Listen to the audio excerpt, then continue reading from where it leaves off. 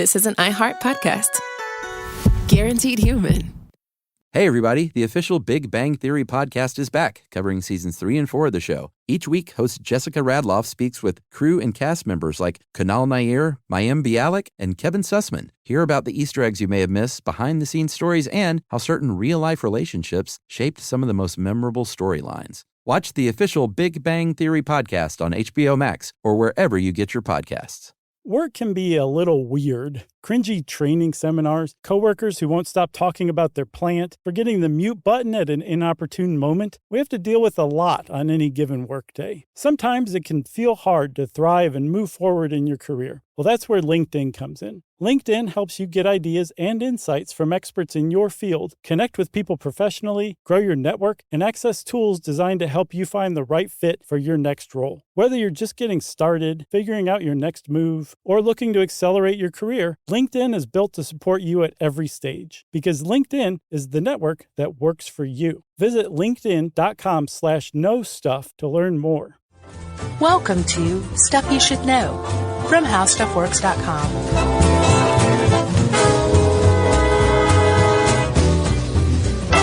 Hey, and welcome to the podcast. I'm Josh Clark. There's Charles W. Chuck Bryant. Jerry's over there, and it's Stuff You Should Know. Okay? Already? Yeah. This was the Josh Clark article, correct? It was. From a while ago? Yeah, how the Louvre works. Oh, yeah, this is... I already apologize in advance for the French pronunciations. I'm going to try my best. I am too, but it makes you sound obnoxious for some reason. Not you, but... No, I know what you mean. You know, if you really go French with everything, it makes you sound like a jerk. Like, Louvre. Is it Louvre or is it Louvre? Louvre. Is it? Louvre. All right. Louvre. You have to say it like that. I'm going to try as well. So but no, I mean, we're paying homage to the mother tongue of the museum we're talking about, the seat of culture and art. Yeah. For centuries now. Biggest, busiest museum in the world. Yeah, and apparently it's gotten much busier in the last couple decades. Yeah, I saw 8.8 million visitors a year at this point. 9.8 in 2013. Oh, really? 2010 it was 9.8. That was the high mark. 2013 it was 9.3 million. Okay, so it's cracked the 9. Yeah, but back in 1989 it was 3 million. Wow. So they're up like almost 7 million people a year. Yeah, and I've seen 70,000 works of art and 35,000. So I think they have 35,000 on display. Right. And 70, they got a whole other half that they just sit on and swap out. Yeah. They're whimsy. Exactly. They're French whimsy. And the French whimsy, or the French whim that directs that now, is a guy named Jean-Luc Martinez. He's the French whim? Yeah.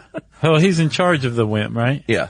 And he's got his work cut out for him because, that whole recession hit everybody, including the Louvre. Yeah, it cost 12 euros for the permanent collection, 13 for the Hall Napoleon. Right. It's closed Tuesdays. But it's open free to the public on Sundays. For half the year, yeah. And then on Bastille Day, which if you're listening to this when it comes out, is coming up, you can get into the Louvre for free. Yeah, I think it's free during I think from up until March, and then from April through like September, it's not free because those are like the big summer travel months. Oh, yeah. And that's when they stick it to you. Yeah. French. And I think it's free if you're 18 to 25, or under 18. Okay. And then 18 to 25 if you're from the EU. I think you can get in for free. And if you're an artist or student, come right in. Yeah. For free. All right. So that's the podcast. We should probably say what we're talking about to like the 10 people out there who don't know what the Louvre is. Oh, please. The Louvre is a world famous art museum situated in Paris. And it's had a very long life. It was actually first built in, I believe, 1190. Yeah. The Capetian ruler of France, Philippe Auguste. That was Frenchy. Nice work. Philippe said... that was on the edge of town at the time. Yeah, he said, I need to protect my stuff, so I'm going to build a medieval fortress. And so I'm going to build a museum. These are the medieval times. I'll build a fortress. And later on, people will call it a medieval fortress. That's right. It was just your standard fortress. Had a moat, had a keep, which will figure in later. Yeah. because they ended up finding that junk, which is kind of neat. It's very neat. I haven't seen it. I don't remember if I saw it or if while writing this article, like I found pictures of it and came to think that I saw it. I sadly went to the front door and did not go inside. You didn't go into the Louvre? No. It's pretty neat. I told you surprised. my whole backpacking trip, like we literally couldn't afford. We were eating like apples for lunch. So we did not pay to go into almost anything. Right. Well, you're blowing all your money on dinner. Yeah, pretty much. On Ensure for dinner? Wine. Apples for lunch and Ensure for dinner. Yeah. Holland put a dent in our finances. Yeah. You didn't go in, but at least you wanted to, right? I did. So, like you said, it was a fortress for many years. Right. And about 150 years later, it was not on the edge of the city, which is not a good place for a fortress. No. To be in the middle of a city. Right. Because Paris grew around it. And they said, you can't really have a fortress in the middle of the city. It doesn't do us much good. So let's build a big wall around everything. Around all of Paris. Yeah. So now the Louvre was a wall within walls. Yeah. It stopped kind of serving its purpose, like you said. I think Sure. it served as like a prison for a while, that kind of thing. Yeah. But then it was ultimately abandoned for a number of years. Yes. And then Well, that happened a few times Yeah. throughout history. It's been loved and neglected like time and time again. Like, actually fell into pretty bad disrepair at one point. Mm-hmm. Yeah. In the 14th century, I had it wrong in the article, but I went in and corrected it. Oh, good. In the 14th century, after the Louvre had just been neglected for a while and unused, Yeah. the ruler Charles V said, hey, this would make a pretty good palatial residence for me. A good crash pad. So yeah. Yeah. So I'm going to take this ancient medieval fortress and turn it into the royal residence. And he did it. Charles VI did it. And then it fell out of fashion. For another 100 years. Yeah, the Louvre just went back into a state of neglect, but it had taken a first step toward becoming the Louvre Museum. Going from fortress to residence had to have helped. Not just a residence fit for a king. Sure. Marble, literally. yeah. Yeah. They tricked it out, right? Then, like you said, it fell into disrepair and neglect for another century. Yeah. Then it became fashionable again. It's like people just kept forgetting about the Louvre, and then every couple generations, the new king would be like, oh, the Louvre, I guess I'll move in there. Yeah. That's kind of how it happened. Chase out the goats. Yeah. Bring in my tapestries. So after that 100 years, Right. Francois I fixes it up even more. Right. He brings in his decorator. Right. And they got some architects and said, let's expand it, actually make it bigger and build new wings and remodel the old stuff. He flipped this fortress. Was the name of the show. Yeah. And he did a great job with that. And Louis the 13th and 14th said, this is fantastic. I think Let's keep this up. we're going to kick it up even higher until, Versailles is built, and that's actually way more awesome. Yeah. So we're going to live there now. Yeah, and wherever the king went, that's where all of the aristocrats went as Yeah. well. Like they hung the out with monarchs, sure. the court, hung out with the king. Yeah. And so like if the king was hanging out in Versailles, it was terribly unfashionable to be sticking around Paris.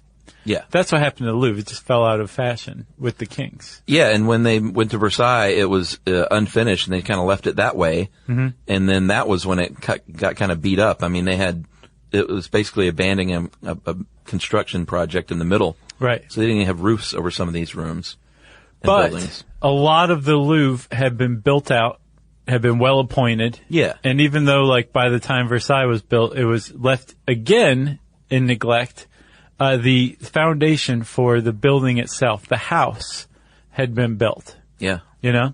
I wonder when they're going to neglect it next. I don't know if that's going to happen again. It might take the collapse of society for that to happen again. Yeah. Well, maybe that'll happen.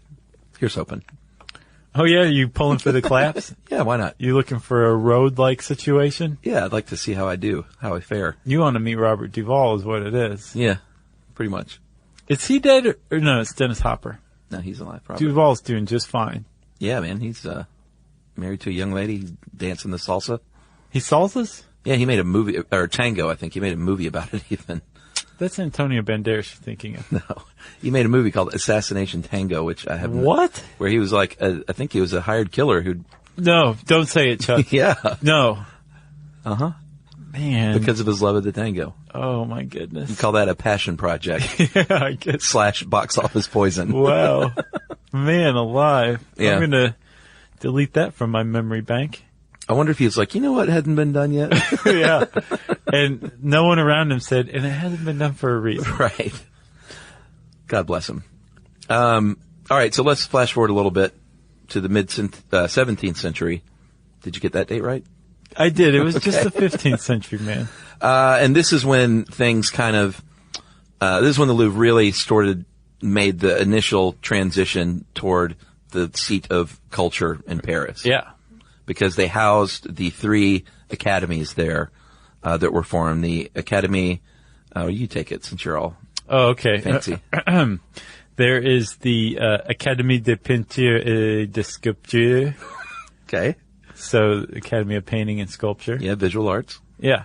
The Académie Française. That's pretty easy. That's the official body of the French language. Yeah, which kind of holds the French language hostage. Like, Yeah. the French language doesn't change unless this governing body says it does. Oh, really? Yeah, it's all prescriptivist. It's very prescriptivist language. Whereas here in the States, you can just make up a word and put it on the internet, and if enough people use it, it's Yeah. an Urban Dictionary. Yeah. And it's a thing. And there are definitely prescriptionists to, like, drive crazy, but TS. I wonder if they have a Dictionnaire Les Urbains that Oh, yeah. for French slang. Maybe. Yeah. I'll bet. But All I'll right. bet the Académie Française hates it. Oh, I'm sure. You ready for the third one? I'm so ready. This is the Académie des Inscriptions et Belles Lettres. And apparently that is deals with humanities, history, and philosophy. So they founded these in the mid-17th century to basically make France as culturally significant and snooty as they could. Well, they're trying to protect their culture is what they were doing. I mean, France had become very, like, this seed of culture around Europe especially, but also around the world thanks to the age of exploration. And they were like, let's codify this. Makes sense. Let's cement it. And they did. But they moved those 3 academies into the Louvre. Yeah, like no one's over there. So almost that awesome building. Right, exactly. So almost as literal or as figurative language can get, they moved the seat of world culture into the Louvre. Yeah. So that, combined with the fact that the Louvre was pretty awesome and decked out, really laid the groundwork for the modern period to come along.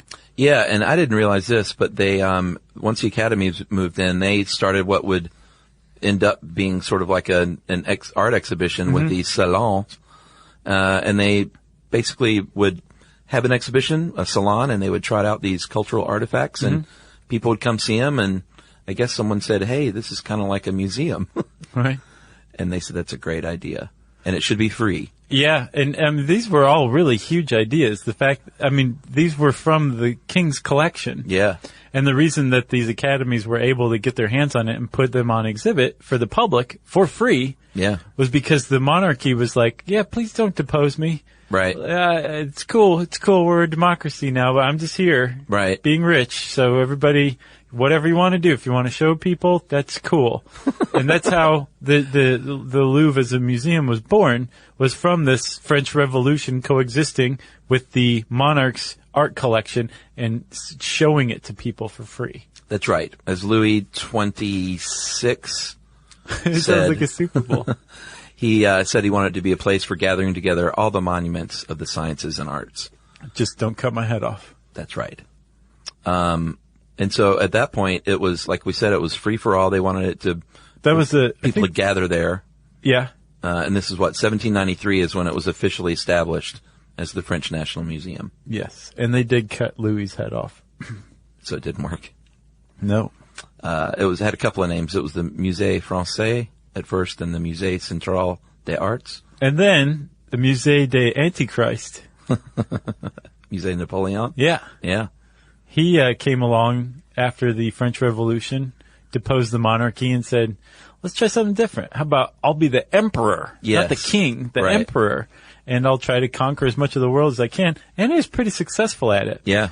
But being French and coming from a France where the Louvre existed already now, all of these different academies and the idea of France owning art, when he would go conquer a land, and we're talking substantial lands here, like Austria, Spain, Italy, I think. Oh, Italy was where he got a lot of the art. He would say, sign this treaty, and buried in the treaty was, we give France control of all the art. Yeah. And so Napoleon would go in and conquer, and then the director of the Louvre at the time, a guy named, what was his last name was Dinan. Yeah, he was the curator basically that he would send around, and he would be like, I'd like this, right, and I'd like this. Yeah, after Napoleon's armies conquered a place, the treaty was signed, Dinan would go in and just grab stuff for the Louvre. Yeah, this would look great on that south wall, don't you think? Right. And Napoleon said the Mona Lisa would look great in my bedroom, which is where he put it for a while. Yeah. What a punk. I know. Yeah, we'll get more into the Mona Lisa more later on, because it has a pretty interesting history too. Well, before we keep going on any of this, Chuck, I think we should take a message break. I'm starting to steam up. All right. This is so good. Stuff you should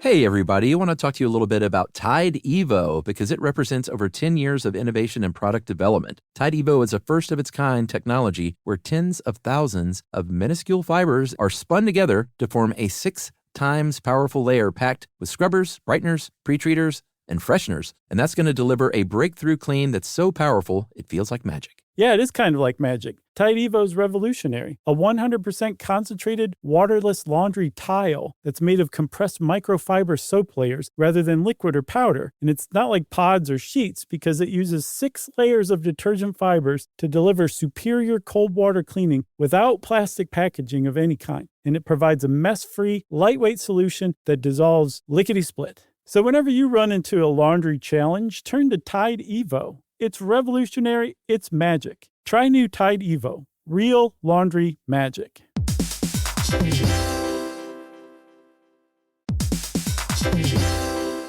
Hey, everybody. Here's a fact for you. In the United States, there is a break-in every 26 seconds, and that means that somewhere right now, an intruder is getting closer. And the problem with most security systems is that they only alert you after the break-in has started, and that's too late. Well, that's what makes SimpliSafe different. They use alerts. SimpliSafe's U.S.-based live agents, they identify threats on your property and help deter them before they actually break in. So the intruder never gets into your house. The crime is stopped before it even starts. That's right. And another great thing about SimpliSafe is they have no long-term contracts. They give you peace of mind and great value with their monitoring deterrence plans, because they just start at about $1 a day. Yeah, SimpliSafe sent us a setup years back, and I still use mine every day. Yeah, and apparently setup, you can do it by yourself in under 30 minutes, so it's a really good value and it doesn't take long. So if you want to experience the SimpliSafe peace of mind, you can take advantage of the SimpliSafe discount offered to Stuff You Should Know listeners. Right now, you can get 50% off your new system by visiting simplisafe.com/stuff. That's half off at simplisafe.com/stuff. There's no safe like SimpliSafe.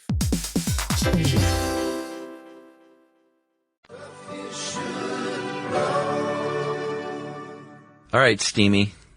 Yeah? Wipe off those glasses. I'm not wearing glasses. Your contacts are fogging up. I've never seen that happen. So we're at the modern history now, right? I would guess so. We should say that Napoleon was eventually exiled, and his museum, Musée de Napoleon, was changed finally officially to the Musée du Louvre. Yes, which it has been since. And I think 1815 is when that happened. Yeah. And then, in modern times, we should say that Napoleon gives a good example of one of the ways that the Louvre amassed so many pieces in its collection. Yeah. Plunder. Sure. We talked about Egyptology a lot. Mm-hmm. A lot of that stuff ended up at the Louvre until Egypt said, I'd like that back. Yeah, and even then, the Louvre said, well, how about some of it? Right. And remember the Frenchman who cracked the Rosetta Stone? Remember we did the Rosetta Stone episode? Tom Hanks? Campion? Oh, yeah. Campion or Champion? Yeah. He was the Louvre's director of the Egypt collection. Oh, yeah? Yeah. That makes sense. Yeah. It really does, because, very few people knew more about it than that guy. Yeah. So along the way in the 19th century, the Louvre was not just a museum, but it was also a kind of a working studio where great artists would go and study and practice and paint and sculpt, which is pretty neat.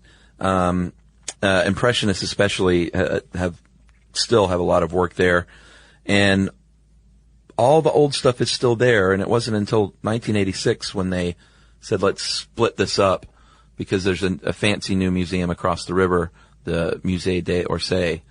And they said, why don't we just do it chronologically, and said anything after 1848 you guys can have. I guess that's the modern collection. Yeah. And anything else old, we're going to hang on to. Right. And so the Louvre kind of said, we're going to keep all the Hellenic, Roman, Renaissance. Yeah, Renaissance was huge. All that stuff. And we should say, these collections that the Louvre got its hands on, Yeah. wasn't just from plunder. A lot of it was from the kings that had amassed their royal collections. Yeah. That were basically taken from them for the French people during the French Revolution. Yeah. Most notably, Francois I. And he was the French king during the height of the Renaissance, and he used to accept donations to his collection from artists themselves. Yeah. So like the Michelangelo's The Slave, the sculpture, Yeah. Michelangelo gave that to Francois I. So like a lot of these pieces in the Louvre's collection they belong there. Some were plundered from Egypt. Some were plundered from during the Holocaust. Yeah. And then some were bought too, like Napoleon bought a collection from the Italians for like 12 million francs. Yeah, which is a lot of dough, but that was the Borges collection. Close to 700 pieces from Greece and Rome. Yeah. I guess it was worth the money. It wasn't his money anyway. He didn't care. Right, yeah. He's like, I just stole all this money. Right. Why don't I just give it to you for that stuff? From Italy, ironically enough. World War II came along, which posed a real challenge to art in general. I haven't seen The Monuments Men. Have you seen that? No, I haven't. I heard it's not very good, despite the fact that it should be. Right. You know? I've heard the same thing. Yeah, like all these great people are in it, and it's still not very good. But supposedly, the Rape of Europa, the documentary that's based on, is supposed to be very good. Yeah. Unsurprisingly. Yeah, that's usually the case. But not always. And I also have to say, this has nothing to do with the Louvre, but have you seen The Art of the Steal? Yes. God, that is such a good documentary. Super good. About Philadelphia or Pittsburgh? Philadelphia. Yeah, how the city stole an art collection. Yeah, I mean, it's super interesting. Just go see it. Yeah. I think it's on Netflix. I think you can get it is. anywhere. It's just a really good documentary. Yeah, agreed. Art documentaries, man. There's nothing sizzlier. There's a lot of good ones, actually. I know. And I'm not even, super art guy, you know?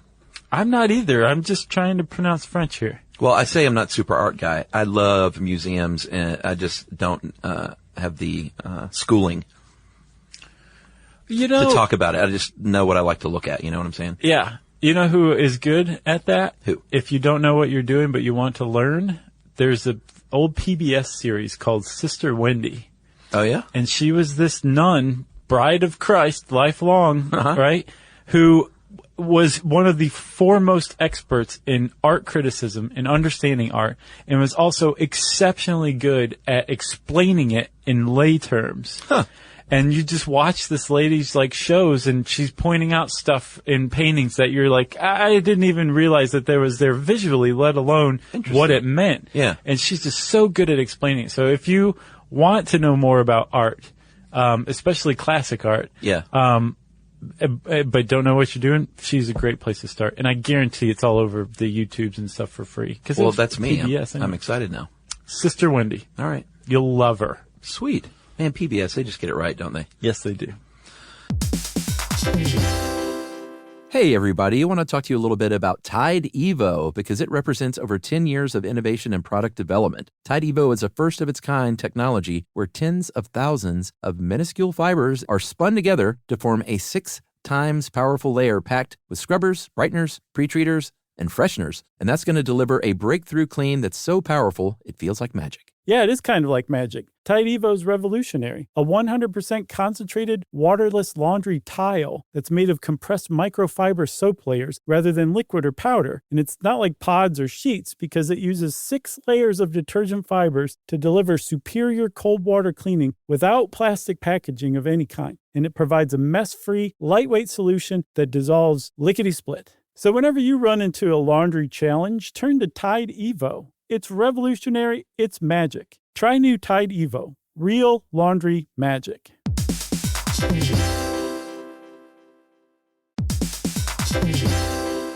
Hey, everybody. Here's a fact for you. In the United States, there is a break-in every 26 seconds, and that means that somewhere right now, an intruder is getting closer. And the problem with most security systems is that they only alert you after the break-in has started, and that's too late. Well, that's what makes SimpliSafe different. They use alerts. SimpliSafe's U.S.-based live agents, they identify threats on your property and help deter them before they actually break in. So the intruder never gets into your house. The crime is stopped before it even starts. That's right. And another great thing about SimpliSafe is they have no long-term contracts. They give you peace of mind and great value with their monitoring deterrence plans because they just start at about $1 a day. Yeah, SimpliSafe sent us a setup years back, and I still use mine every day. Yeah, and apparently setup, you can do it by yourself in under 30 minutes, so it's a really good value and it doesn't take long. So if you want to experience the SimpliSafe peace of mind, you can take advantage of the SimpliSafe discount offered to Stuff You Should Know listeners. Right now, you can get 50% off your new system by visiting simplisafe.com/stuff. That's half off at simplisafe.com/stuff. There's no safe like SimpliSafe. God bless them. All right, so where were we? World War II? Nazis? Yeah. The Nazis, they invaded Paris, of course, and they emptied out the Louvre before they invaded, the French people said we need to get rid of this stuff. Yeah. So they gave it to a bunch of rich people who hid them at their various vacation homes. Mm-hmm. And it worked pretty well. Yeah. They couldn't take everything, obviously. But they moved all the stuff out of the Louvre, the French did. Yeah. And then when the Nazis came and found an empty Louvre, they said, well, we're plundering a lot of art around the world, so let's just use the Louvre as our repository. Yeah, and they literally, 6 massive rooms in the Louvre were, packing and shipping of art. Mm-hmm. It became a warehouse, essentially. Right. And they called that the Louvre Sequestration. Wait, that's just English. Sequestration. And, that was a pretty dark time, I would say, for the Louvre. It was. The darkest. It was also a very shady time, too, because in the 90s, there was a Puerto Rican journalist. I don't remember his name, but I read a good interview with him. It's in the lots more information section of this article. Yeah. Who basically started doing some sniffing around. So he heard at some party that 20% of Nazi art that was looted had never been returned. Oh, wow. And he was like, what? That's astounding. That's a terrible number. So we started looking in and more and more and more. And a lot of that art that had been brought into the Louvre by the Nazis hadn't made its way back out after the Nazis were defeated. Oops. So the Louvre's collection had a substantial amount of Nazi looted art from, Jewish families that had been killed in the Holocaust that might still have some survivors. And the museum, and it's not just the Louvre, but, it's a dark spot on a lot of European museums' history that in the art world in general, that a lot of art that was stolen by the Nazis nobody made any attempts to return it after the war. They just kind of held on to it. That's despicable. Well, this journalist from Puerto Rico got to the bottom of it, called the Louvre out, and in the 90s, the Louvre started being like, oh, crazy, yeah, we do What's have that some. Doing here? Let's find the owners, Wow. the rightful heirs. So they started giving them back. But there's still apparently plenty of pieces in the Louvre, among many other museums, again. Holocaust art is what they call it, right? Yeah, or looted Nazi art. Yeah. That's weird that it took this guy it took Jimmy San Juan, beat reporter, from Puerto Rico. Well, it seems like museums, what did we talk about recently? What museum? We talked about repatriation. Yeah, it was archaeology, yeah. It seems like museums are rightfully taking a beating in popular opinion. Yeah.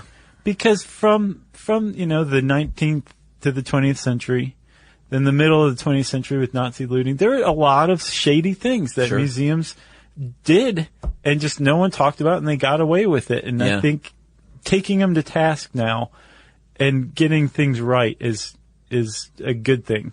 I think that there's a right way to acquire artifacts and pieces of art. Agreed. And stealing them from war is not one of them. No. No. War plundering? Yeah. That's not on your list? No. All right. I agree. Another dark part of the Louvre's history in 1871, the Paris Commune. They were a socialist group and basically staged a revolt. And did they burn down part of the Louvre? They burned down the Palace des Tuileries. Okay. The Tuileries. It's one of those two. And in it was a lot of furniture, some art, and it was part of the Louvre, but apparently it was just by sheer miracle that the Louvre itself didn't also burn to the ground. Yeah.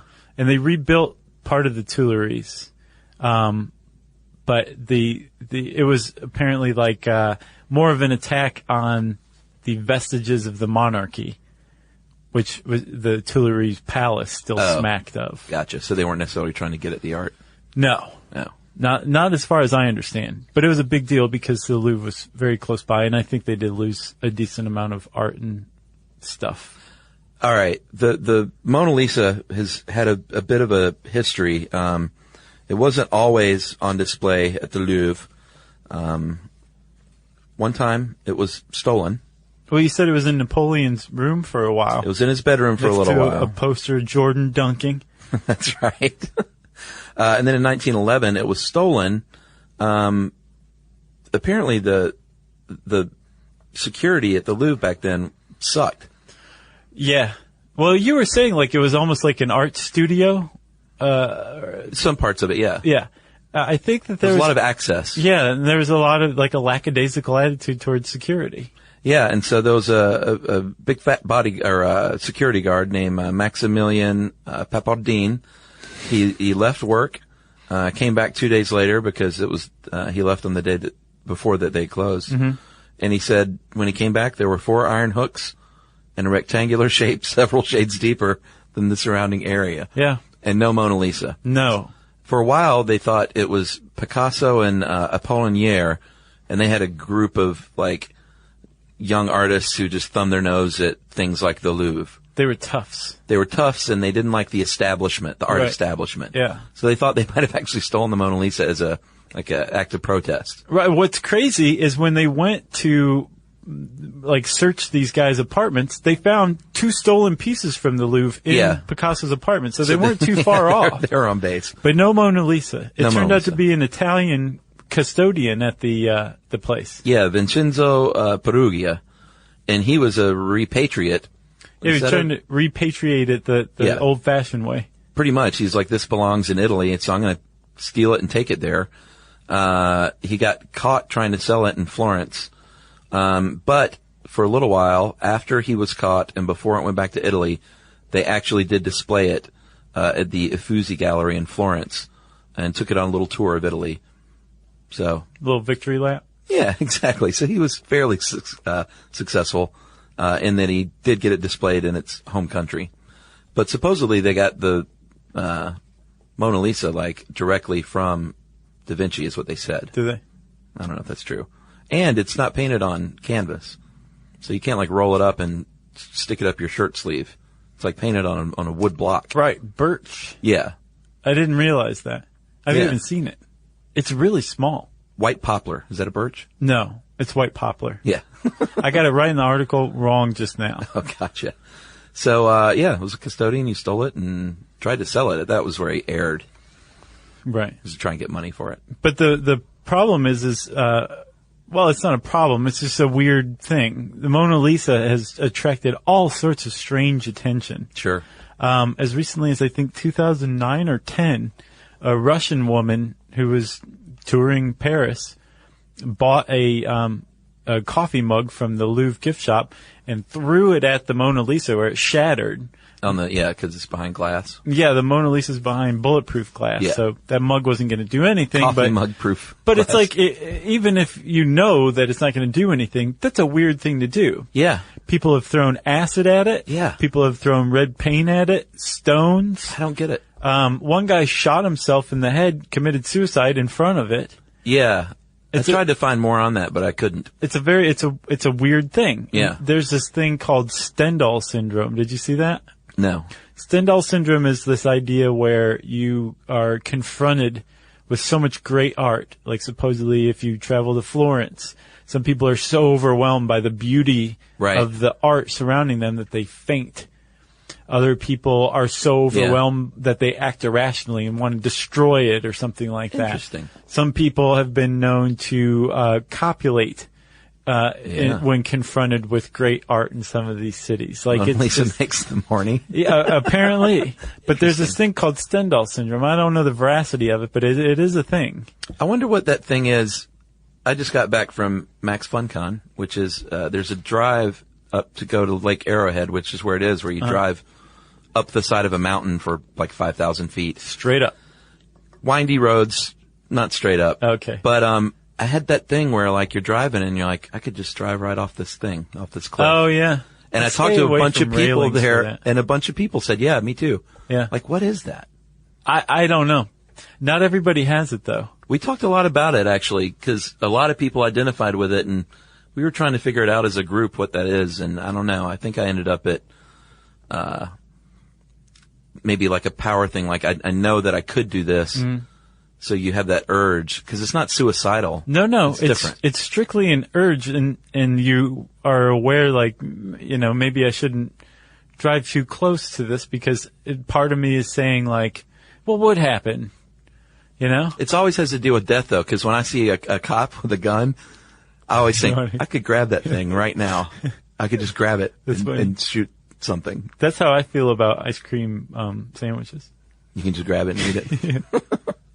I know what you mean. I don't think it's related to Stendhal syndrome. I think some people will identify, though, and have some more information, though. But there are people out there. Seriously, remember Chris, the programmer who used to work here? Oh, yeah. I asked him the same thing. Because, you know, I used to smoke. And I would smoke out on that deck.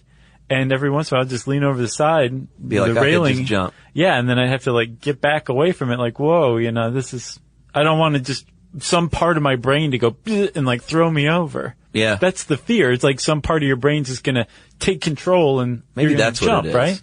And I mentioned it to him, and he looked at me like I was totally crazy. Oh, really? He's like, no, I've never felt that way. I'm like, well, I think that was in Louis. It's boring. Parker Posey talked about jumping off a building when he was on a date with her in Louis. Yeah. Yeah, it's interesting. But that ties back into, to bring it full circle, when the Mona Lisa was stolen, there was a professor at the Sorbonne that worried that it was a sexual psychopath who would defile the Mona Lisa in various ways sexually. So I guess that ties back into the syndrome you were talking about. Stendhal. Yes. They thought he could take pleasure in mutilating, stabbing, or defiling her. And then return her when he was, quote, through with her. Right. That's disturbing on many levels.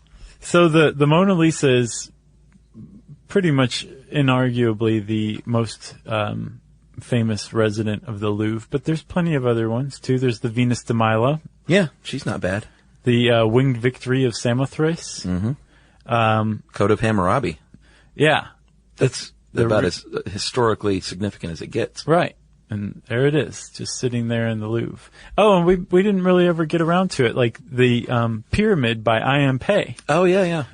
When was that? The 80s. 80s? This glass pyramid that's basically like now the symbol for the Louvre. Yeah. It's an entrance. But it goes all the way down to the foundations of the Louvre.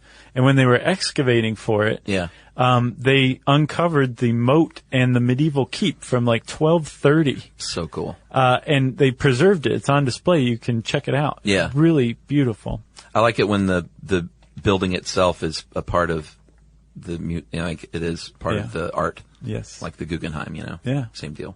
And then at the end of this thing, I said, like, you have to see the artwork in the Louvre yourself to really experience it. Yeah. And it comes off as kind of flip, I think, but I really mean it. Like, that is a bucket list thing. I feel silly for going up to the front door and leaving. You know, you can always go back. I was a kid. Go back. I will. Okay. I will, all right? Okay. All right, kid. You ready?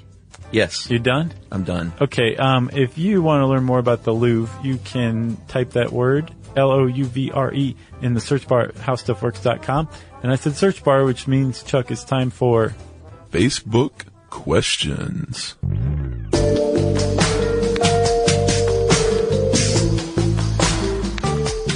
This is when I have no good listener mail, and so I'll go to Facebook. Ooh, burn on everybody sending an email recently. And I tell folks to ask us questions, and we go through, and we're going to do this for the next couple of episodes, and we'll just read as many as we can get to. Yeah, so buckle in.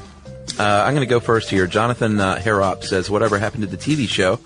I enjoyed it. Is it a sore subject? We had one season of a show. 10 episodes. That was it. That's a full season. It was not renewed. No. But we hope to do TV again one day, and so wish us luck. And it's not a sore subject. It's a hilarious subject. It is pretty funny. I mean, have you seen how much makeup I'm wearing in it? And it was just awesome. But a bunch of people asked about the TV show, and we appreciate that. We had fun making it. Yeah, we still hear from people who are like, it's great. I finally, bought one on iTunes. Yeah. Bring it back. And we're like, we're totally powerless to bring it back. Exactly. Yeah. Here's one from Sarah Angelica Paiwanski. That sounds made up. Chicken or beef? Pork. Ooh. I was going to say both, but I say all three now. All right. All three wrapped up in some sort of roll. I love it. Patrick Scott says, what happened to the message break music written by a listener? Patrick, we're just mixing things up. Yeah. It might come back again one day. It has come back, remember? Oh, is it back now? Yeah, here or there. Jerry's hitting it sometimes. It Okay. came back like a few episodes back. All right, hit it, Jerry.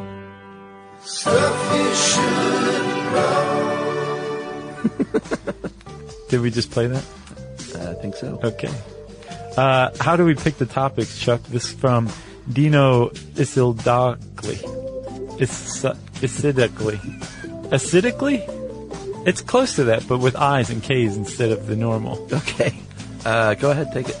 Well, there's, we always use, almost always, every once in a while, if we have the time, we might tackle a subject that, is not on How Stuff Works. But for the most part, the vast majority of the articles that form the basis of the podcast episodes are from How Stuff Works. So somebody will write in and say, why don't you guys do one on this? Yeah, sometimes there's suggestions. Yeah, and then we'll do those. More frequently, there's this awesome little random article button. That's your go-to, isn't it? Yeah, that's what I do. Yeah. I'll just sit there and click and it's never failed me yet. Yeah, I keep a running list. Basically anything that seems interesting that's not just like what we've been doing. We try to mix it up. Yeah, we do try to mix it up. All right, this is from Esther Ilona.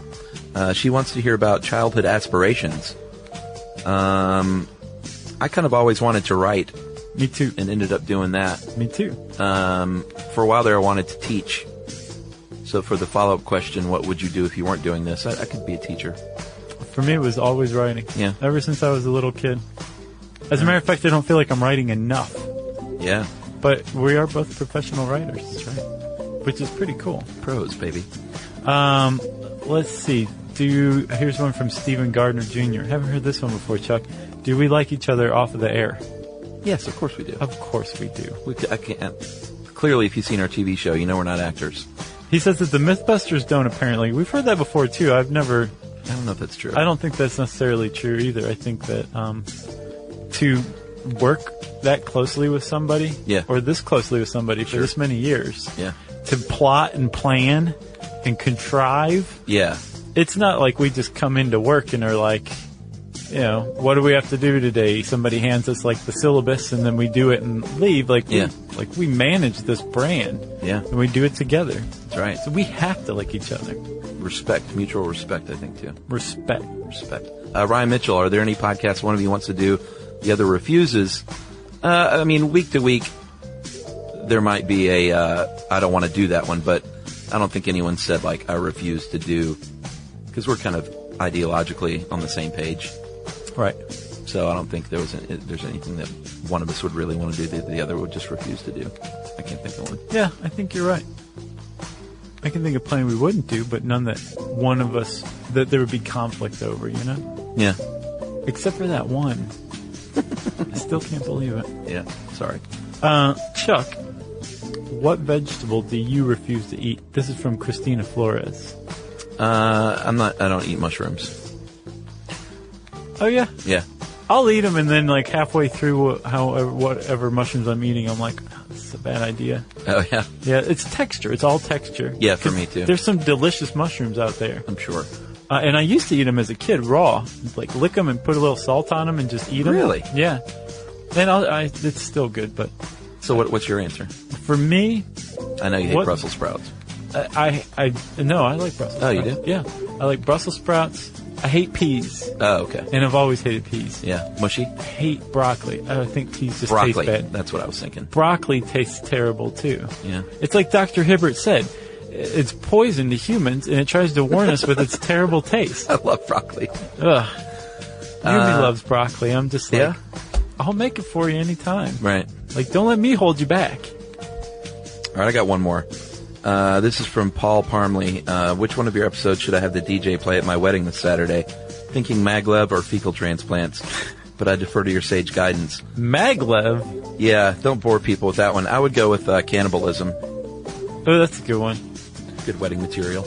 I would go with, my standby is always, is it legal to sterilize addicts? That's a good one for a wedding. Yeah. Do that one. Play that for everybody. Make sure everybody sits down and is quiet throughout the whole thing. Yeah. You got one more? No toast, no nothing. I do, Chuck. What is that smell? Who's that from? Michelle Morgan Mazoo. And all these people have made up names, I think. Yeah. That smell is Josh. That's the good smell. Oh, okay. What's the bad smell? Oh, then it's me. No. It's the fecal transplant episode. That's what that is. If you want to give us some questions to answer on Facebook, we like to troll for them every once in a while. Not troll in the bad way. Troll like, hey, anybody have some questions? Yeah. That's what I mean. Like fishing trolling. Yeah. Mm-hmm. You can hang out with us on Facebook.com at Facebook.com/Stuff You Should Know. You can tweet to us, too, at SYSK Podcast. You can send us an email to stuffpodcast@howstuffworks.com. That's our new old email that works again. So please make note of it. And as always, hang out with us at our home on the web, stuffyoushouldknow.com.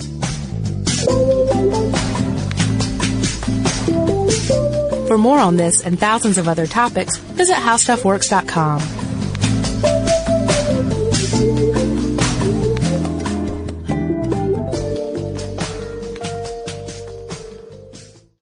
Introducing the all-new Mazda CX-5, featuring more connection, Hey Google, where's the nearest Pilates class? safety that has your back, more discovery on the scenic routes, more passion in the details, and more control in changing weather. The all-new Mazda CX-5, more to move every side of you. See it in 5 films at MazdaUSA.com/5sides. Google is a trademark of Google LLC. Sequences shortened and simulated.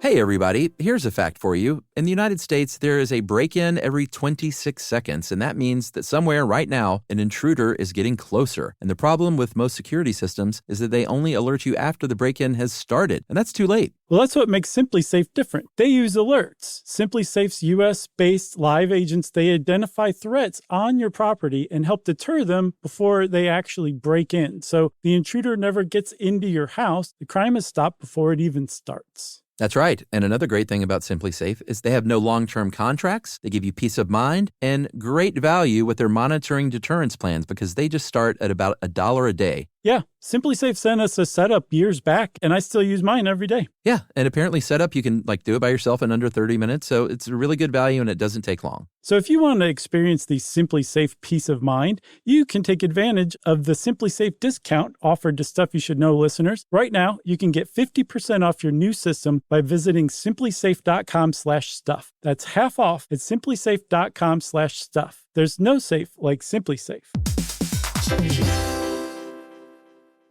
This is an iHeart podcast. Guaranteed human.